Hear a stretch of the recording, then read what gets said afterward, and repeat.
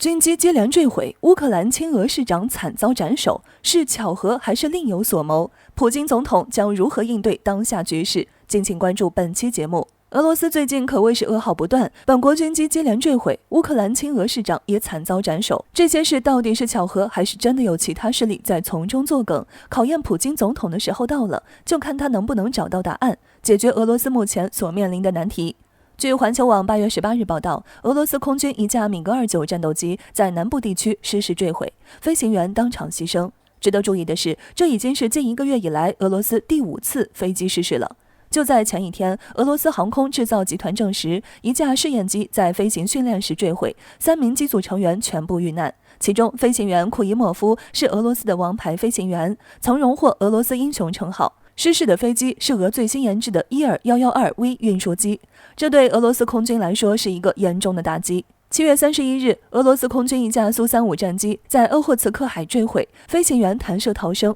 8月12日，俄一架米8直升机坠毁，8名人员遇难。15日，俄一架别200消防飞机在土耳其坠毁，机上8名成员无一生还。近1个月5架飞机失事，除了苏35是因为飞行员操作失误导致的以外，其他飞机失事的事故原因还在调查中。不过以俄罗斯航空工业的能力，如此频繁的坠机事件说是巧合很难让人信服。不仅仅只是飞机失事这么简单。据外媒报道，亲俄派乌克兰市长巴夫洛夫在家里被爆头枪杀，有人认为这是早有预谋的一次斩首行动，目的就是为了针对俄罗斯。毕竟俄罗斯和乌克兰最近局势紧张，巴夫洛夫是乌克兰少有的亲俄派，与目前乌克兰总理泽连斯基分歧很大，其被斩首的背后究竟隐藏着什么，目前还不得而知。有分析人士指出，从目前的局势来看，虽然乌克兰目前嫌疑最大，但是以乌克兰目前的实力，并不能对俄罗斯产生威胁，所以有实力针对俄罗斯做出这些攻击的另有其人，而乌克兰可能仅仅只是其中一个帮凶而已。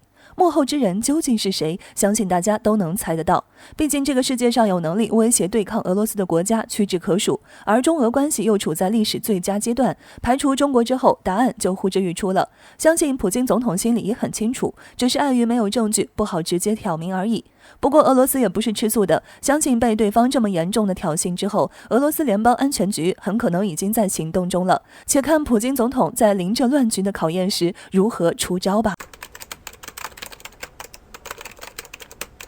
上任就要威胁中国，美军空军部长大放厥词，要吓住中国，让中国恐惧。专家却直接揭开了美国老底，让世人再次看清美国。最近，美国又新上任了一位空军部长，名字叫做弗兰克·肯德尔。而正是这位的上位，再次让世人看见美国内部的腐败，甚至从他在上任演讲后，突然就将矛头对准中国的动作上，看见了美国甚至连脑子都放弃了。据环球时报消息，美国新上任的这位空军部长肯德尔在接受美国媒体防务新闻的采访时，公然大放厥词，妄言在自己上任后，美国空军将会吓住中国，因为在他上任后，美国空军将会推进 F-35战斗机的升级项目，而这将会成为中国下一个对手，并且美国空军还会同时推进一系列的秘密技术。这虽然不能向公众宣布，但是美国民众们要相信，他们拥有让中国恐惧的实力。上任就威胁中国，美国还真是有一个好传统。说实话，肯德尔凭什么觉得现在的中国会怕美国？凭美国常年在全球各地四处挑起战争，还是凭美国空口白话的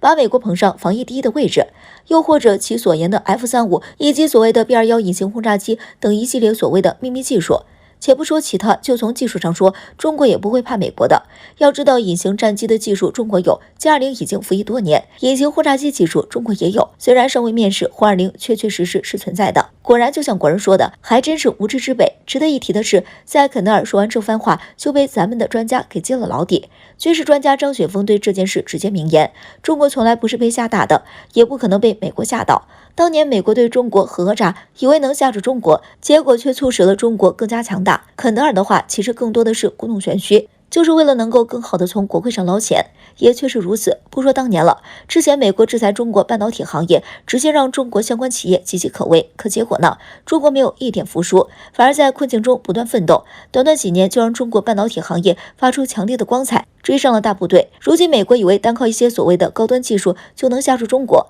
还是做梦来得更快一点。而且如今看来，美国不管是新官上任还是候选人竞争，几乎都在凭借针对中国竞选，然后以此捞钱。还真是让世人大开眼界，再次让世人看清，美国内部果真是为了捞钱，什么都能干得出来。最后，中国上下5000年的文化传承，让中国人从骨子里就不会屈服一点点挫折。别说如今美国本来就在不断衰败，就是当年美国尚在鼎盛时期，中国也从未对美国服手。所以美国如今为了达到目的，果然是连脑子都不要了。歼20有史以来与他国并肩作战，美媒却从中挑拨是非，但联俄抗中注定是一件不可能完成的事儿。敬请关注本节目，了解详情。在刚过去不久的中俄联合军演现场，首先是我军4架歼20开启战局，随后2架歼轰7紧跟，给敌指挥所造成迎头痛击，最后5直贴地飞行，运20空投重装完成收尾。需要知道的是，在从头到尾短短不到45分钟的时间里，此次演习各兵种共投射弹药265吨，火力密度平均每分钟228发，最高火力峰值每分钟364发。这样的规模，一般小国家也就报废了。对于如此大的火力，可能会有人感到心疼，毕竟火力越大就越贵。但要知道的是，虽然这个时代的战争硝烟离我们很远，但这并不意味着这个世界并没有硝烟。近期阿富汗国内动荡的局势就是最好的说明。所以说，同俄罗斯在军事上进行合作是非常有必要的。这次双方认真对待的演习可以说是意义非凡，也正是如此，才有了歼20有史以来与他国并肩作战的场景。据了解，这次中俄演习的主要敌对目标总共有3个，第一是恐怖势力，第2个是极端势力，第3个是分裂势力。这3股势力在美国人从阿富汗匆忙撤军之后，隐隐有了出现的苗头。毫无疑问，美国选择在这个时间点退出，是在向周边国家抛出安全包袱。然而，俄中联合军演显示了两国打击3股势力的决心和能力，为维护地区安全与稳定奠定了基础。我们和俄罗斯联合，努力对抗美国的制约，让美国明白，在中俄两国关系如此紧密的情况下，想要联俄抗中，几乎是一件不可能完成的事儿。可没成想，在美媒的解读下，中俄的联合军演成为了中国单方面的炫耀。据环球时报在8月18号援引美媒军事观察网的消息称，在此次的中俄军演中，通过歼20隐身战斗机，俄罗斯方面将受益匪浅。从研究与开发来看，歼20虽然起步较晚，但却一步到位，在许多方面已达成世界先进水平，对美国空军现役的 F-35来说已构成较大的压力。未来伴随着科技的进步，歼20也在不断的升级改造，一旦其动力系统到位，航电系统以及先进的武器系统、雷达系统等方面的能力得到进一步提升，那么它就有可能成为世界一流的隐身战斗机。届时 F-35在5代机中的地位就危险了，将再也没有傲慢的资格。不过，美国媒体在夸奖了一番歼20后，又开始试图挑拨起中俄之间的关系了，称如今俄罗斯能拿出现役最先进的战机，也就苏30，现在他却能与歼20一起训练对抗隐形战斗机的战术。这虽然可以制定对策来对付 F-35和其他西方隐形战斗机，但这也会让俄罗斯方面感到代差。